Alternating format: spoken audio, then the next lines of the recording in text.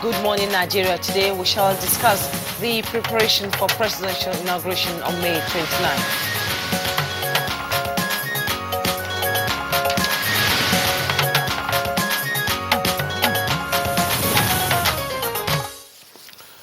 The first tenure of the Buhari-led administration is gradually winding down after 4 years of transformation in many sectors of the economy. Yes, indeed, Kingsley. Kirian, activities leading to the inauguration ceremony officially kicked off yesterday with a World Press Conference by the Minister of Information and Culture, who is also the chairman of the Media and Publicity Subcommittee of the presidential inauguration. And it will interest you to know that the federal government has declared that the May 29 inauguration will be low-key, and Nigeria will, for the first time, actually mark June 12 as the nation's Democracy Day. Indeed, a number of the events slated for the inauguration will now take place on June 12, which is now Democracy Day and a national holiday. Yes, indeed, Jume. And, you will recall that President Muhammadu Buhari last year declared June 12 as Democracy Day, promising that the official commencement of the new Democracy Day will begin this year, 2019. Based on that, world leaders have also been invited to the ceremonies lined up to mark the observance of the Democracy Day on June 12. Well, we are not only discussing the presidential inauguration on May 29th, we'll also examine the progress made so far in the federal government's ease of doing business policy. Yes, the World Bank's latest annual rating puts Nigeria 146 among 190 countries in the ease of doing business. The ranking reduced to 146 in 2018 from 145 in 2017. Indeed, Kirian, ease of doing business initiative has actually changed the face of doing business in Nigeria, both for the indigenous and foreign investors who now cut the red tape with ease as they put their money into the economy. And it is therefore interesting to note that Nigeria recorded tremendous successes in the area of starting a business by reducing the time for business registration at the Corporate Affairs Commission and the introduction of an online platform to pay stamp duties. Additionally, foreign investors now receive visa on arrival, while other business visas are processed within 48 hours at the Nigerian consulate globally. Okay, well, the bottom line, Jume, is that Nigeria moved up 24 places in the World Ranked Ease of Doing Business Index in 2018, which is the highest jump in the nation's history. The country actually moved up from 168th position to 146th in the 2018 report earning. Well, of course, it ended about a 52.03 out of 100. Now, Kieran, how has the business world, particularly small businesses, taken advantage of the ease of doing business in Nigeria? What are the challenges? How are they being attended to? What is the prospect as the Buhari administration begins another 4 years mandate in a couple of days? These and more questions we shall raise with our guest today on the program Good Morning Nigeria. I am Jumwe Yusuf. Thanks for joining us. And I'm Kirian Umayo. It's good to have you join us on the program this morning. And as always, we will be bringing you some of our complimentary segments, which will include newspaper review and, of course, business report, among others. Now, let's join Ogwa Vivian Onyedibia with the morning news. Hello, Ogwa. Hello, Kirian, Jumai. Good morning. Good morning, Nigerians. Welcome to the news. The Federal Executive Council has approved a new import level for sustainable financing of the nation's membership subscription in the African Union. And there is continuing economic growth as the economy recorded a real GDP growth of 2.01% in the first quarter of 2019. Well, this was acknowledged by the Council as the strongest performance in GDP since 2015. Outside the territory of member countries that are coming into the country for consumption. It also includes goods that are coming in for aid, and also it includes goods that are originating from non-member countries but are imported through specific financing agreements that ask for such kind of exemptions. And to Saudi Arabia now, where former Lagos State Governor and chieftain of the All Progressives Congress, Asiwaju Bola Ahmed Tinubu, is appealing to elderly members of the Nigerian society to take the path of order and avoid inflammatory statements capable of undermining the nation's democracy and peace enterprise. State House correspondent Damusambo reports that Asiwaju Bola Tinubu was speaking to NTA News in the holy city of Mecca after joining President Muhammadu Buhari to break the Ramadan fast. I must remember one thing, one line. If only we go back to that old national anthem. One line there. Though tribe and tongues may differ in brotherhood. So the inflammatory statement coming from those who are expected to be elder statesmen should stop and will work for the progress of this country. Because nobody will benefit from the chaos. And back home, 3 airlines are to airlift Nigerian pilgrims to this year's Hajj to Saudi Arabia. At the signing of the airlift agreement in Abuja, Chairman of the Nigerian Hajj Commission, Abdullahi Mukhtar Mohammed, told the selected carriers that they owe intending pilgrims the moral duty to ensure that the exercise is smooth and memorable. The airlines are Medview Airlines, Max Air, and Flynas. That we are taking decision on behalf of thousands of Muslims, and we know we will account for this responsibility before the Almighty God. Therefore, considering the fact that the pilgrims are not part of the process, but we do it on their behalf, you have a moral responsibility to make their journey as comfortable as possible. Representatives of the air carriers gave a commitment that they will do their best to deliver the best services to intending pilgrims. And away from that, if Nigeria must meet its developmental targets and national goals, ICT in education must be brought to the front burner. Meeting the goals is the target of the National Policy on ICT and its guidelines in education launched by the Ministry of Education.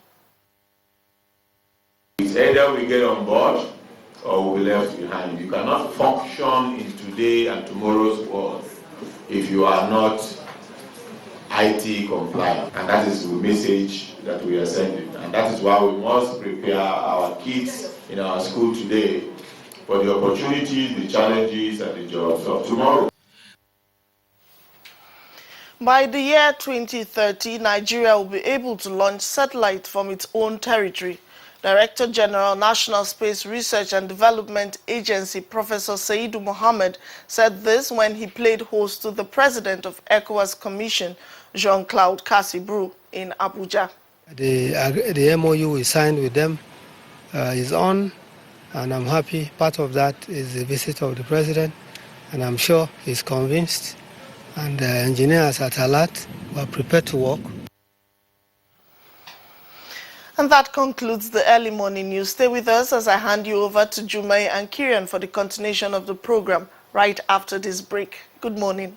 Owner or fresh graduate looking to learn new skills in line with your passion or business? Would you like to get a grant of 1 million naira to grow your business? How about interfacing with top government officials responsible for youth intervention programs? Would you like to meet with successful entrepreneurs who will offer you 12 months guided mentorship in your field, all for free? Then you need to be at the National Youth Entrepreneurship Empowerment Summit coming up on the 21st to 23rd of May 2019. Time is 9 a.m. daily. Venue is International Conference Center, Herbert Macaulay, Area 11, Abuja. Learn from the likes of Jimmy Tewe, Trisha Ikwanwombia, Ubong King, Kafi the dancer, Kule Idowu, Frank Donga, George Okoro, and many others. Proudly supported by the Office of the Secretary to the Government of the Federation, OSGF, the Tony Elumelu Foundation, the Jimmy Tewe Company, and Eventi Planners. Attendance is free, but registration is compulsory. Register at www.nyees.org.ng. This event is part of activities lined up for the Presidential Inauguration and Democracy Day Celebration 2019.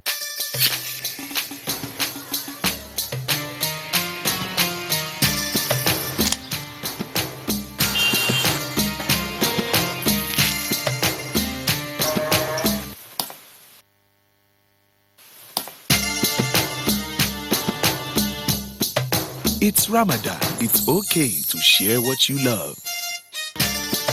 Ramadan Kareem from Indomie. Indomie Super Pack now available at 85 Naira. Are you aware that your perfect family may be under threat by germs? Germs can cause infectious diseases like diarrhea, typhoid, and flu. These infectious diseases are amongst the biggest killers of adults and children. In Nigeria, tens of thousands of children under the age of 5 have died due to diarrhea caused by germs, which could easily have been prevented. These illness-causing germs are everywhere. Dirty surfaces, on cuts and wounds, on your clothes, in unclean bathing water. To protect your family from germs, use the power of Dettol's 1 capful.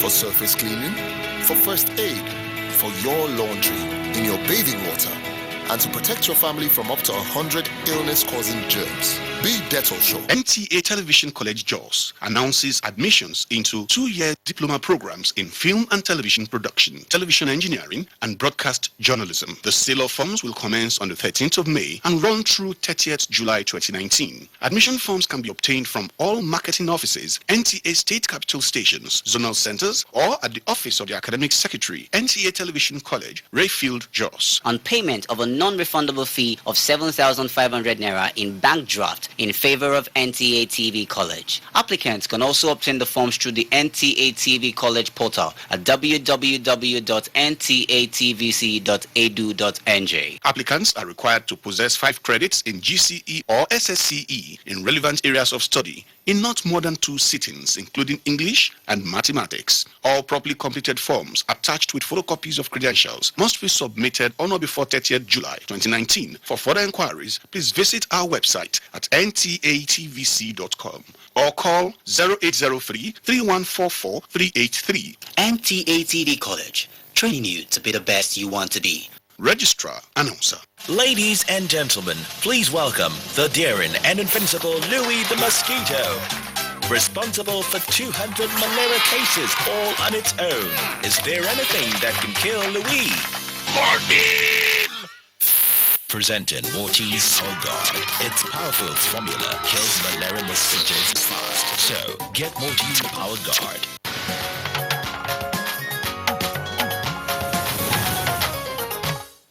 If you just joined us, this is Good Morning Nigeria on the network service of the NTA. And now let's go business. Nigeria is said to be losing 660 billion naira to inability to maintain serviceable, broken down tractors around the country. Let's now join Chimobi Watanaji on Business News. Hatama, Labaku. With that, the agreement between the key players in agric development is signed, sealed, and delivered.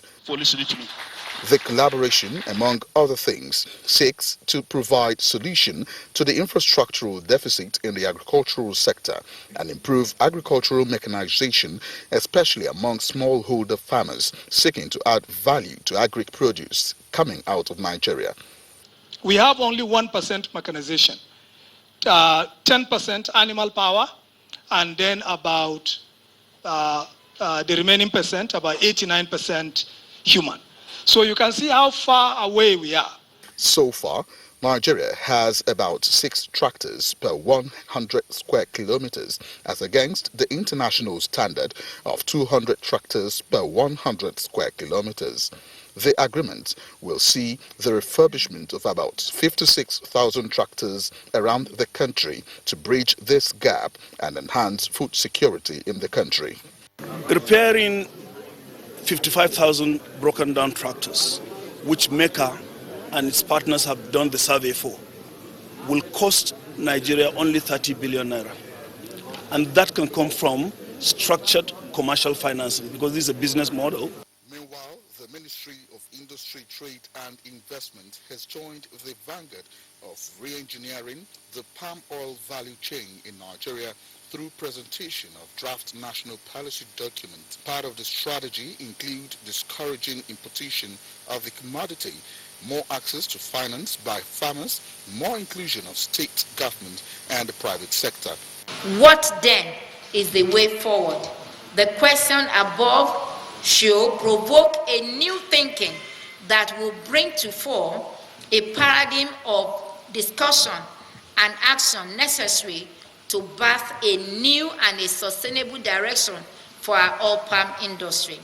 It is in this light that the Federal Ministry of Industry, Trade and Investment deemed it necessary that a national oil palm policy should be evolved to guide, regulate, protect, and support both public and private investment in the palm oil sector. For more on business news, here is a graphic representation of trading figures on the floor of the Nigerian Stock Exchange.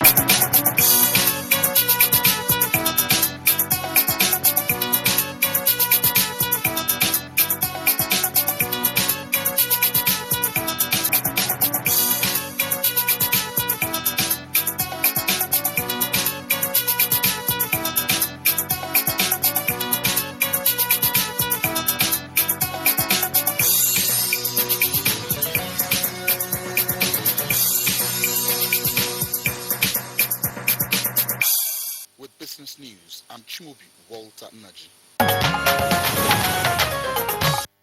Thank you, Chimobi, for the business package. Newspaper review is next on Good Morning Nigeria.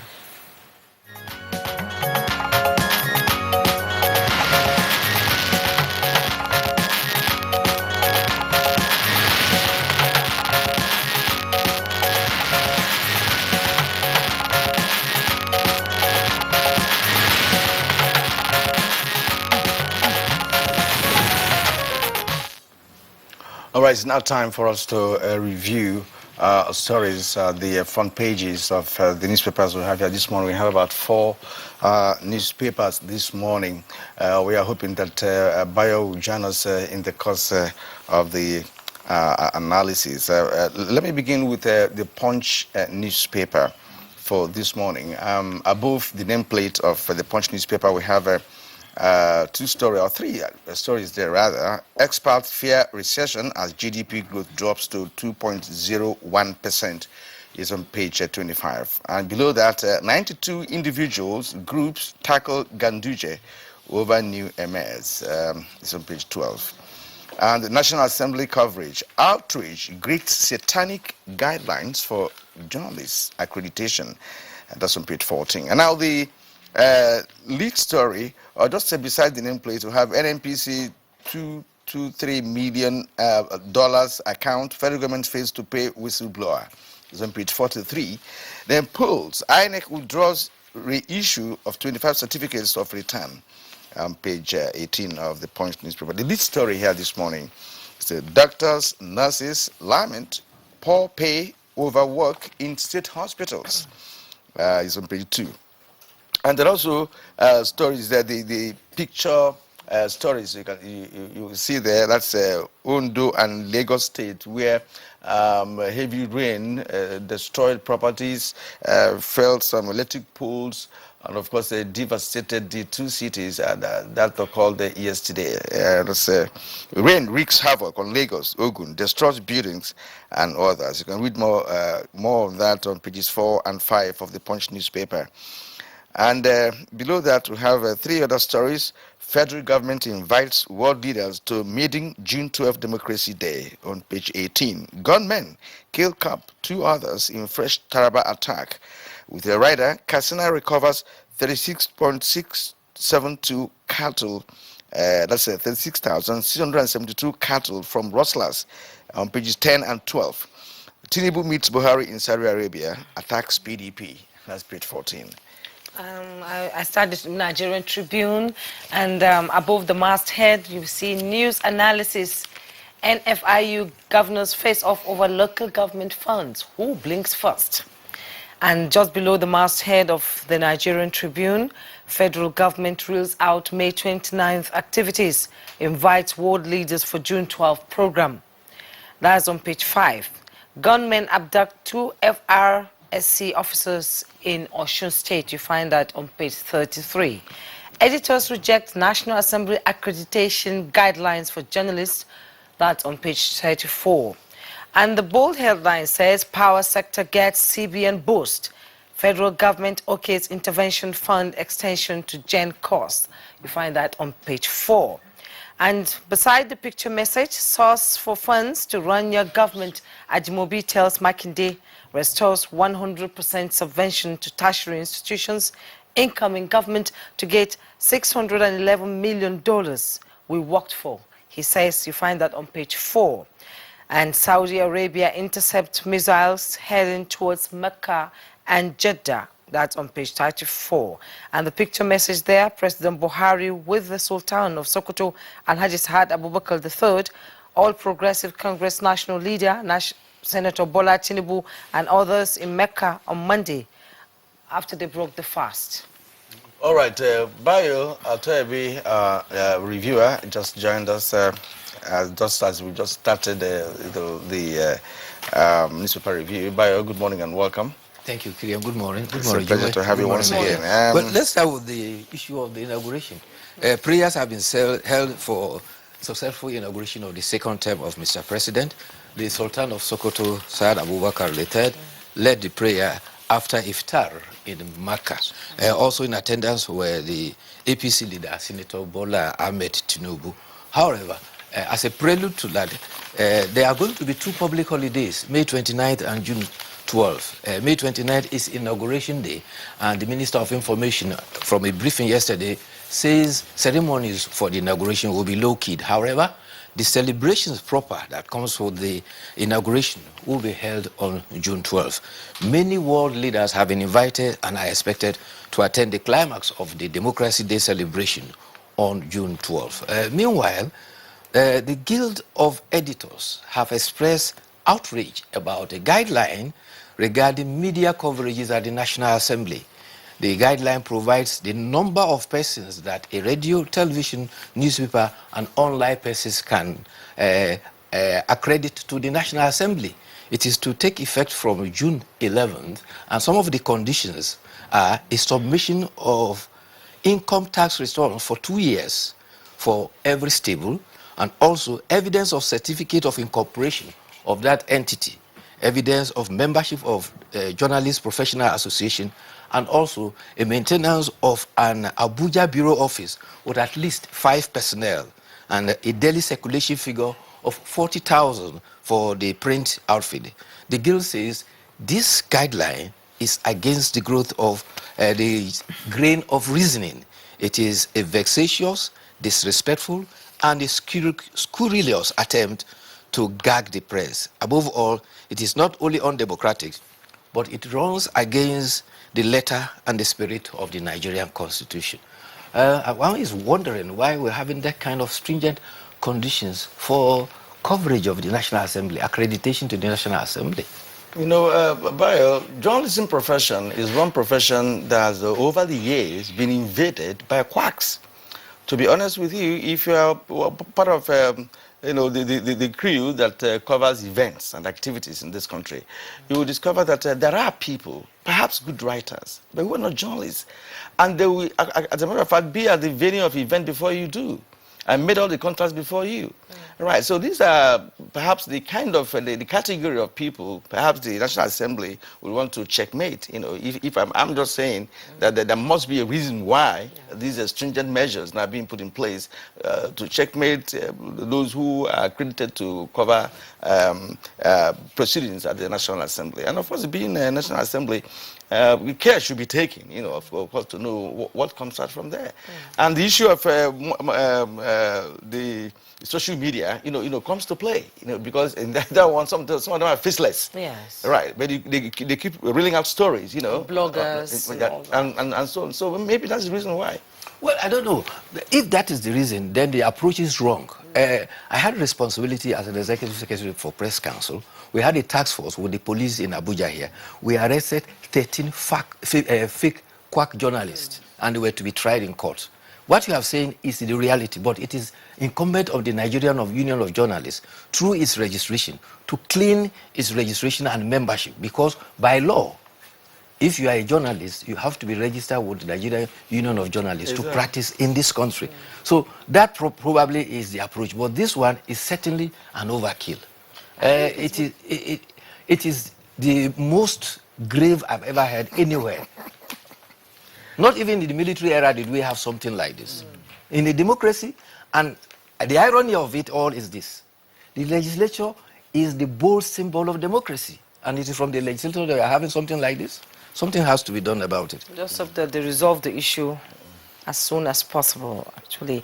Now, the Daily Independent is the next newspaper. Above the masthead, we have FG not sincere over stolen assets in U.S. Transparency International. We find that on page 5.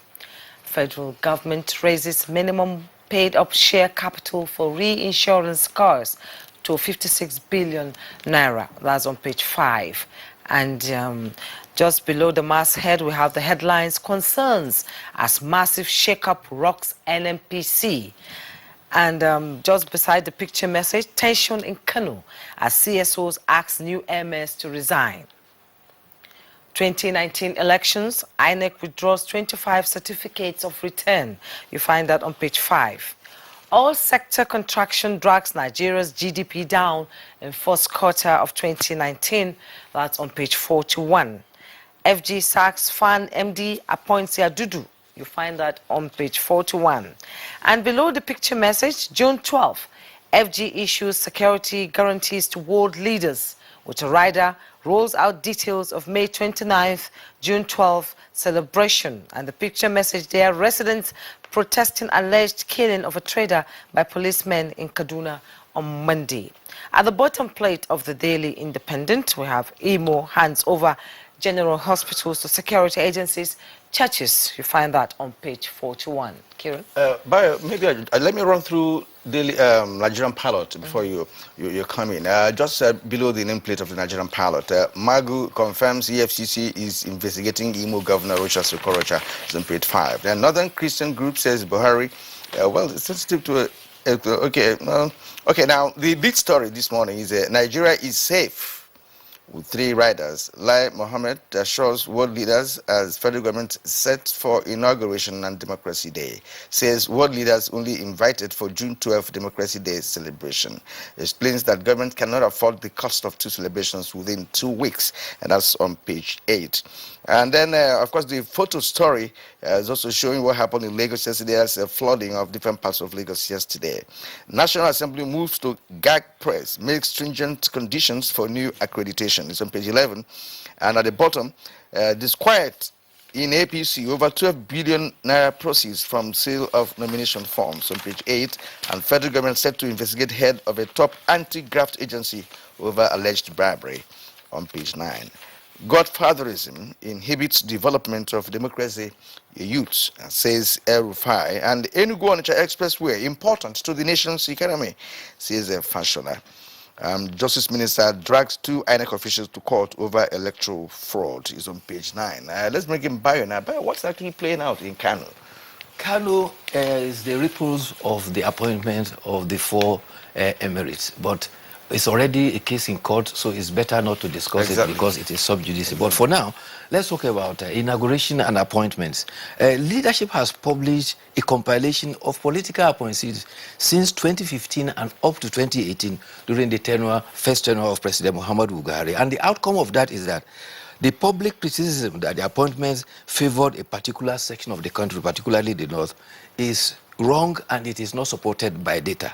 And the interview is the publisher of these details, and it is there in the leadership. It shows that North Central, of the 567 appointments made by the president between this period, North Central had 102, Southwest had 101, South had 99, Northwest had 94, Northeast 93, and Southeast had 78. And when it comes to the percentages of executive managers' appointment, it showed that 51% were from the northern states, while 49 were from southern states.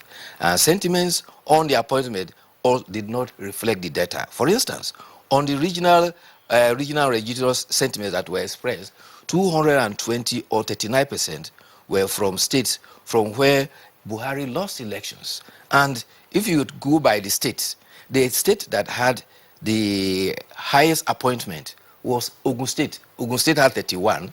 Imo followed with 29 appointments. And other states had, Delta, for instance, had 23. Katsina had 24. Kogi had 22. Kwara 21. Anambra had 20.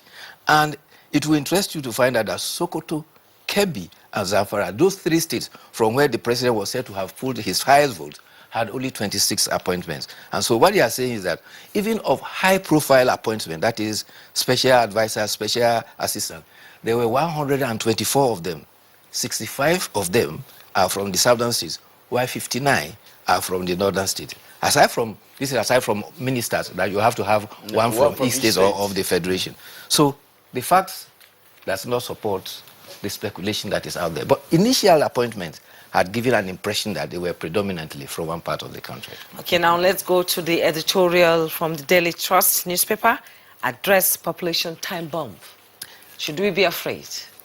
Yes, if you have a population that you cannot feed, then you are sitting on a time bomb. And already, Nigeria is due for census several years behind time. We do not have the correct figure of our population. Even the National Population Commission is using estimates and is putting our population between 190 to 200 million. Nobody is sure. But already, the danger and the alarm raised by the United Nations is that if we are not careful, by the year 2025 or thereabout, Nigeria will have, I think, the fourth largest population in the world. And it is putting our population to around 400 million, which is very alarming. But the determination of the administration currently is that we must be able to feed our population, otherwise we are in trouble. And that is when it will become a time bomb if we cannot produce enough food. Bayo, what actually worries so much is the fact that if a nation cannot determine its population, how do you make budgeting? How do you make budgets? What does the budget address when you don't know the number of people that you are actually providing infrastructure for instance? Right, so I think if it's possible for us to have census before the end of the tenure that's about to be inaugurated, that would be good for Nigeria because it affects all facets of a developmental process to determine your population. Why are we not able to have a census? It's because of mutual suspicion. High-file politicization of census. Census is purely an enumeration of persons in the nation.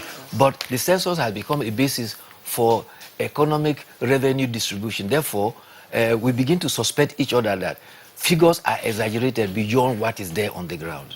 Unless we begin to trust one another and are able to indicate and have a correct head count, we will still continue to have that figure haunting us because we don't know how many Nigerians so the mutual distrust when it comes to census matters. Well, on this note that we conclude the newspaper review for this morning. We'd like to appreciate Bayo for his analysis as always. Bayo, thank you indeed. Thank you. We hope to see you again tomorrow. All right, you're watching Good Morning Nigeria, and we're glad to have you join us. And next is going to be the issue of the inauguration ceremony that's slated for the 29th of May, of course, inaugurating the new administration, or well, the continuous administration of the Buhari administration. For now, let's take a short break. When we come back, we will go there. And of course, we'll have a second leg to our competition today. That one has to do with the ease of doing business. For now, let's take a break.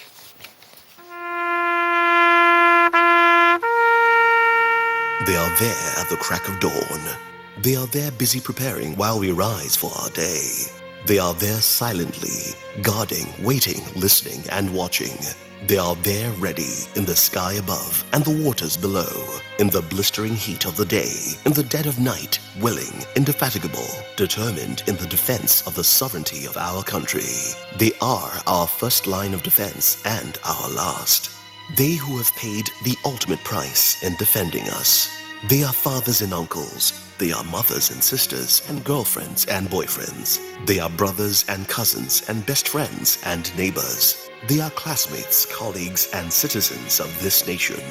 They are our defenders and deserve our respect, our prayers, our thoughts. Nigeria, please support our armed forces. What's up? His friends didn't come. Hey, let's practice. But you're going out. Don't worry about me. Nothing satisfies a mother more than seeing a child grow up. But I know as he sweats, he'll face the risk of germs which can cause skin irritation. That's why you need the new best ever Dettol Cool. Its new advanced formulation with extra menthol protects from up to 100 illness-causing germs and gives your family icy cool freshness. Growing up needs Dettol protection.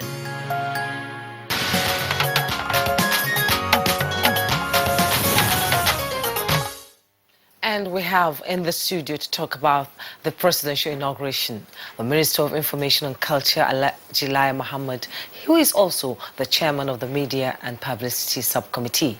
You're welcome to Good Morning Nigeria. Thank you. Good morning. Honorable Minister, it's good to have you this morning, sir. It's a pleasure. You kicked off activities to mark the presidential inauguration of President Buhari yesterday. Now, give us a rundown of the activities, and plus, of course, the fact that you have told Nigerians that it's going to be low-key. We also want you to define low-key here, considering a number of activities, that have been slated, for the two celebrations, Right. if you like. It is true that I think it was on the 8th of May that I addressed a press conference at the State House when I explained that the May 29 inauguration or swearing in will be a low-key affair. And this is because, if you remember, on the 12th of June last year, Mr. President declared June 12th Democracy Day, the national holiday.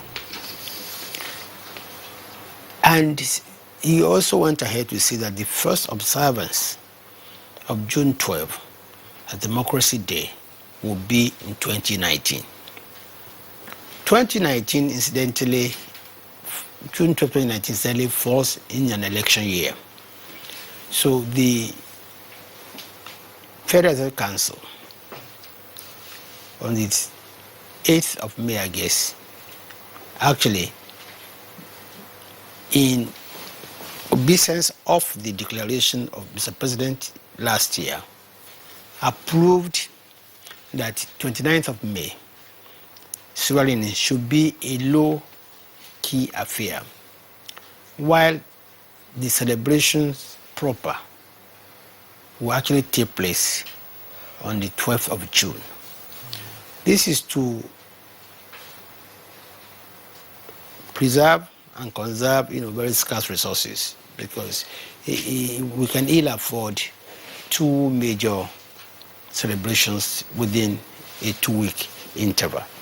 So what was decided was that, look, there will be a lot of activities that will be deferred to June 12, while some of the activities will take place between yesterday and the 29th, which is the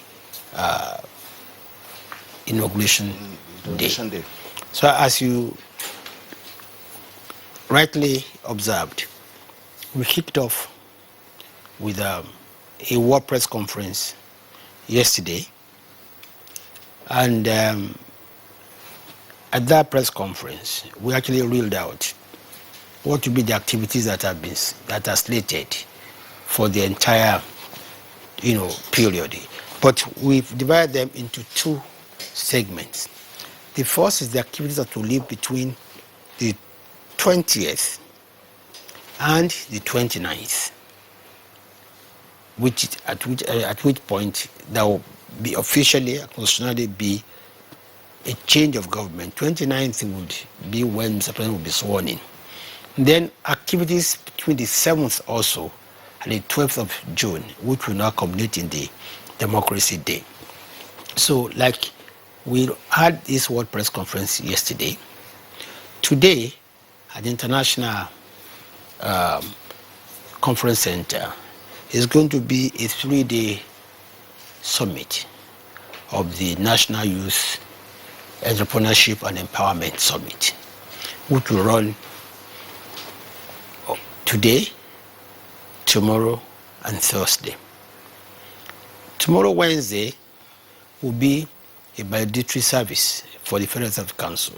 But that will be the last Federal Reserve Council we are going to have before the change of guard.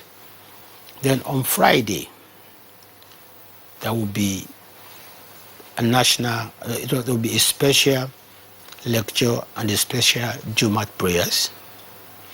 Saturday, there will be a First Lady interaction with women that will take place at the State Banquet Hall. Then, of course, on Sunday will be a special interdenominational church service which take place at the National Christian Center. Monday in the morning, there will be a national broadcast by Mr. President. As you know, 27th every year is Children's Day. To be followed in the evening by a children variety entertainment party.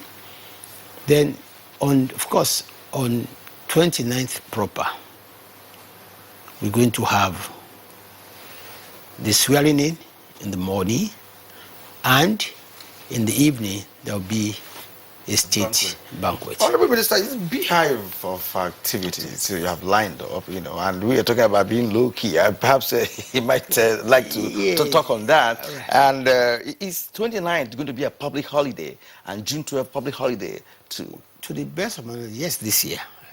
To the best of my knowledge. Just for this year?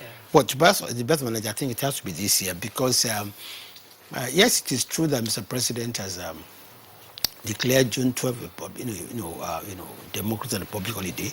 And it's also true that even the National Assembly, both chambers have also agreed that June 12th be celebrated as Democracy Day.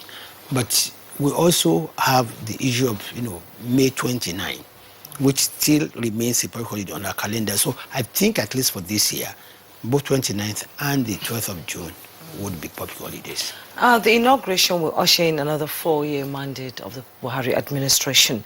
As we go into the next level, what should Nigerians look forward to ahead in the next 4 years? I think Mr. President has made it very clear that the next 4 years will be a consolidation on the last 4 years, which means that the government will redouble its effort in fighting insecurity, fighting corruption, and revamping the economy. And interestingly enough, when the National Bureau of Statistics released its figures yesterday, it was quite cheering in the sense that we had the best first quarter performance since 2015.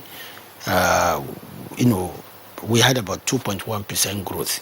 Well, people might think it's not cheering, but if you understand the fact that traditionally, first quarter results are always the weakest. But this time around, we had a very strong, first quarter, result, and then every other indices such as, inflation and unemployment have also, gone up indeed in this first quarter report, which means we are clearly on track, and we are very confident that by the end of the year we're going to achieve the 3% growth. Okay, given the security challenges in the country, which you spoke about earlier, and threats from many who described as disgruntled elements, what are the measures put in place to ensure that there's no security breach during the inauguration? Well, I think this same question was asked yesterday when I was having a press conference, and my answer was that this is not probably the right forum to let you know which measures have been taken. But just to reassure you that obviously there's no cause for alarm. Security authorities are on top of the matter. But just before we digress, I said that there are two legs to this celebration this year, and that the first leg is the one that I've read out, which is from yesterday, culminating on the 29th. But since we decided that this year we are going to observe June 12th as a democracy day, national, holiday too, the activities that are lined up for June 12th will start from the 7th, Friday the 7th of June, and that would be the historical exhibition in arts, pictures, and immersive environment, which will take place at the International Conference Center. And then that will be followed, by another youth seminar on Monday, on Saturday. Then on Monday, we're going to also have a school panel discussion debate, secondary school panel debate. And on Tuesday, we have 3 events on Tuesday. One is the oratorical, PMB oratorical contest between secondary schools.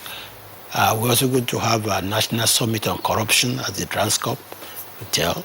And the same day, the first day will be commissioning some projects in Yola. And then June 12th proper would witness the Democracy Day parade, and also a gala night and a dinner in the evening.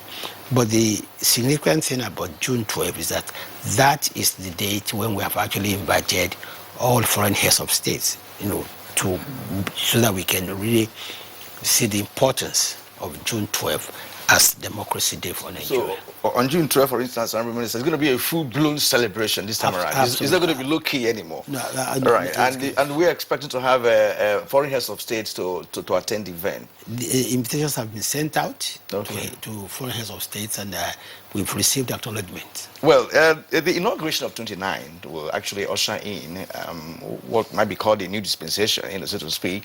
What should Nigerians be expecting? Because of course, from what happened in the last 4 years, Nigerians have witnessed the development trajectory of the current administration, especially in the area of infrastructure, which is so physical that people can appreciate it. Now, what are we expecting? No, I think the next 4 years will actually be quite exciting for Nigerians, in the sense that a lot of the projects which have been started will be nearing fruition and completion, along the time. For instance, the giant strides the government has made in the area of, infrastructure, especially in rail, will be bearing fruit, very soon. As of yesterday, I know that the Lagos-Kano standard gauge, the section between Ibadan and I think Lagos will soon, be running. The Itakpe, Warri, Ajaokuta has been on a trial run and is doing very well. The road constructions in every part of the country today, actually there's no state of the federation today where there's no one government project or the other going on. And then as we move on, you will see that even the Lagos-Ibadan Expressway in particular, I think it's witnessing a lot of progress, and that's why there's a lot of disruption. And only yesterday, I think the contractors and the government actually advised motorists that they should please bear with us, because this is a time that we need to do a lot of work. But I think, and then in the area of agriculture, I think the Anchor Boas program, which has been proven to be very successful, which has actually almost made us self-sufficient in rice, and which has led to us saving, several millions of dollars in foreign exchange, will only improve. But this time around, I think we're also moving from rice to other products. I think about last week, the NISRA went to launch a project, the cotton project in Katsina. But I think the emphasis the next 4 years will be on, other areas such as, fishery, such as, animal husbandry, such as, palm products. But the idea is that this government is intervening directly in agriculture, because we believe that in terms of creating employment, no other sector provides this kind of employment. And I think the good news again is that unlike before, when our GDP was dominated largely by the oil sector, this time around you can see that the performance of non-oil sector in particular is very, very encouraging, and I think it accounts for more than 54% of the GDP, which means that our objective of diversifying the economy is really working. Electricity, manufacturing, creative, industry have all done very well, and agriculture in the last couple of, in the last quarter. But this last quarter, agriculture had the highest growth, about 3.7%, since we started in 2015. So what Nigerians should expect, I think, is more of, economic growth, in the next 4 years. I think from this 2019 first quarter, result is clear that our economic recovery and growth plan is working, and we just need to intensify it. Now, let's come back to the inauguration. And 20 years of democracy in Nigeria is quite a milestone. And I'm sure Nigerians are excited about the inauguration. So how can they key into the inauguration process itself? You can see that from the program that I've rolled out, there's a lot of inclusiveness. As I speak today, this morning by 9 a.m., there's going to be National Youth Entrepreneurship Empowerment Summit. It's a 3-day program. And when I was discussing with the Secretary Government, last night, this issue, I was pleasantly, surprised to hear that it has been oversubscribed. Now, that is, you can see we are trying to carry along the youth through this summit. If you also, recall, I said on Saturday, there's going to be the first lady interaction with women. Again, we are also carrying along another sector of society. I also talked about the creative industry entertainment night, which is a program aimed at the creative industry. That is, these musicians, the artists, the actors, the actresses. So you can see that there's absolutely no sector of society we're not carrying out. So our program is not just about government alone. Apart from and you can see on 27th of May, there's the Children's Day, and apart from the traditional Children's Day broadcast by Mr. President, that same evening is followed by a children variety party. So we're carrying the children, the women, and the youth all along in these celebrations. All right, Honorable Minister. Let me ask you this. This inauguration will signal the end of the current Federal Executive Council. And I know from you, what has it been like, being part of that upper echelon of administration where critical decisions are taken, for the country. You have your colleagues, honorable ministers, and those who also usually attend the Federal Executive Council meeting. We who are not there, are just wondering what it takes to do that. What has been your experience like? And because why I ask this question is because we were not sure that all of those who constituted the FEC of today will be there tomorrow. So let's Nigerians share with you what the experience is like being part of a decision-making body of the federal government. I think it's a privilege for anybody to serve as a member of the Federal Executive Council, and for that I think we all are grateful to Mr. President who had appointed us. We're also grateful to Nigerians who have supported us. But it's a very interesting experience in the sense that the last 3.5 years in particular, I've been able to see how complex running a country could be. I've been able to learn a lot from my colleagues, but more importantly from Mr. President, who has exhibited such maturity, such tolerance, such discipline. And the experience has also shown that contrary to the negative narrative, we have a government that has represented very fairly all parts of the country. And that's why I'm so impressed with the analysis by leadership this morning, which you discussed.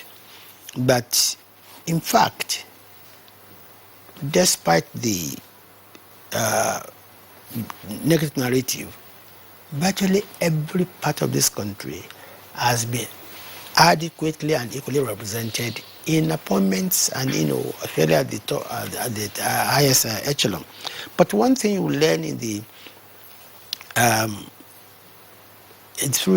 I learned in 3.5 years as a member of the Federal Council is that we have a president who is so patient, who would take interventions from everybody who is willing to make any such. And when a memo is presented, a memo succeeds or fails on its own merit under President Muhammadu Buhari. And sometimes you'll be shocked at the kind of interventions that are made by colleagues, because most times colleagues actually take the trouble and time to study these memos, and they go back memory lane, and then they make very useful contribution. But I've always been impressed by Mr. President because probably because he has been there before. He was there in 1984, 85. He has experience. He would a matter will come up, and Mr. President will say, "Oh, wait a minute, you mean that project is still on?" Probably it was a project that he started when he was the chairman of the PTF.